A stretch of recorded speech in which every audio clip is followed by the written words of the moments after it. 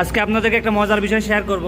এই Honda X-Blade বাইকের যে কোনো বাইকের এক্সব্লেড হোক বা হর্নেট হোক, আপনারা জানেন এই বাইকের ইঞ্জিন থেকে কিটকিট কিটকিট করে একটা শব্দ আসে। শব্দটা মূলত আসে এই টেবিট থেকে। এই টেবিট থেকে শব্দটা কেন আসে, অন্য বাইকের আসে না, এটার কেন আসে? এটার শব্দটা মূলত আসে এই বাইকটার রোকার সিস্টেমটা একটু আলাদা।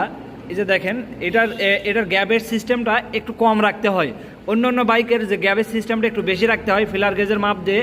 অন্য অন্য বাইকের যে কোনো 150 সিসি বাইকের মিনিমাম ইনটেক ভালভের মাপ 12-13 রাখতে হয়, কিন্তু এটার মাপটা আরও একটু কম রাখতে হয় যাতে করে এটার শব্দটা না হয়।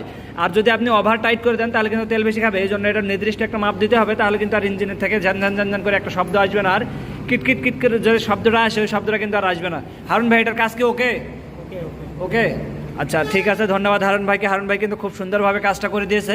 এই বাইকের টিকটিক করে আর শব্দটা আর হবে না। এই হচ্ছে হারুন ভাই।